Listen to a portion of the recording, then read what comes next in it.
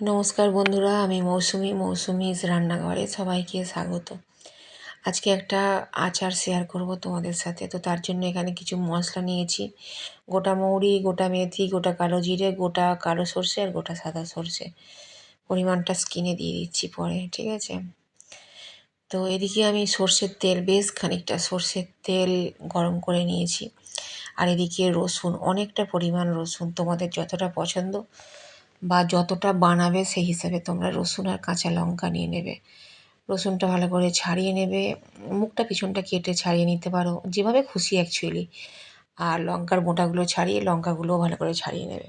তারপরে রসুনটা লঙ্কাটা ভালো করে ধুয়ে ভালো করে মুছে নেবে, যেন জল কোনোভাবে যেন থাকে না। তারপরে কড়াইয়ে তেলটাকে আমি একটু গরম করে নিয়েছি। তেলটাকে গরম করে নিয়ে গ্যাসটা বন্ধ করে দিয়েছি। গ্যাস বলতে আমি এখানে ওভেনে বানাচ্ছি। যাই হোক, তাপটা বন্ধ করে দিতে হবে। কিন্তু গরম থাকতে থাকতেই রসুনটা লঙ্কাটা ওতে দিয়ে দিতে হবে। দেখো একটা বুজবুজি উঠছে, খুব জোরে কিন্তু এটা ফুটছে না। তেলটা যে গরম আছে সেটা কিন্তু বোঝা যাচ্ছে।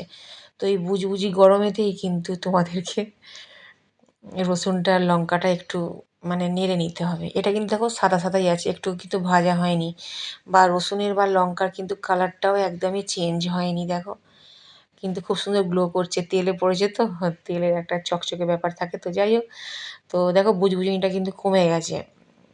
তার মানে ফোঁটাটা, সরি, বুজবুজনি বলতে তোমাদেরকে বোঝানোর জন্য আমি বলছি, হয়তো ঠিক গুছিয়ে বলতে পারছি না। যাই হোক, প্রথমে যে মশলাগুলো তোমাদের দেখালাম না, ওইগুলো আমি একটু গুঁড়িয়ে নিয়েছি, ভাজিনি, জানো তো, কোনো রকমই ভাজিনি, কাঁচা অবস্থাতেই একটু আদো আদো করে গুঁড়িয়ে নিয়েছি। তো একটু আদো গুঁড়োলে কী হয়, মুখে লাগবে তো পরে, ওটা তেলে যখন ভিজবে তারপরে মুখে লাগবে, ভালো লাগবে তোমাদের।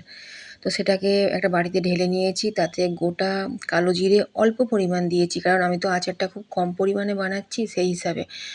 তো জোয়ান দিয়েছি, জোয়ানটা না আচারটা হজম করাবে তোমাদের, খুব ভালো লাগবে, মুখে পড়লেও ভালো লাগবে। আর তোমার যে খাবারের সাথে আচারটা খাবে না, খাবারটা খুব ইজিলি আর কি হজম করাবে। তো যাই হোক, গোটা কালো জিরে একটু গোটা দিয়েছি, আর গোটা জোয়ান দিয়েছি, 2 রকম লঙ্কা গুঁড়ো, ঝাল লঙ্কা গুঁড়ো অল্প পরিমাণ, কাশ্মীরি লঙ্কা গুঁড়ো দিয়েছি, পরিমাণ মতো নুন দিয়েছি, ভিনিগার দিয়েছি। ভিনিগারটা আমাদের আচারটাকে অনেক দিন ভালো রাখবে, তাজা রাখবে, ওই জন্য অল্প ভিনিগার অ্যাড করেছি এতে। আর একটু আচারের টকটক ব্যাপারটাও ভালো লাগবে।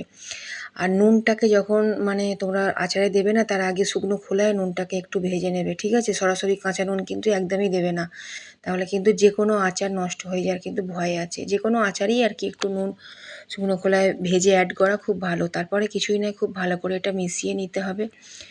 আর মিশিয়ে নিয়ে তারপরে ঠান্ডা করতে হবে কিন্তু অবশ্যই। আর তেলটা ঠান্ডা হওয়ার পরেই কিন্তু মশলাটাকে মেশাবে। মিশিয়ে বোতলে ভরে রেখে দাও। মাঝে মাঝে বোতলটা একটু নাড়িয়ে দিও। আর যদি সম্ভব হয় তাহলে রোদে দিও, রোদে না দিলেও চলবে। আর যে কোনো খাবারের সাথে একটু করে নিয়ে খাবার এনজয় করো।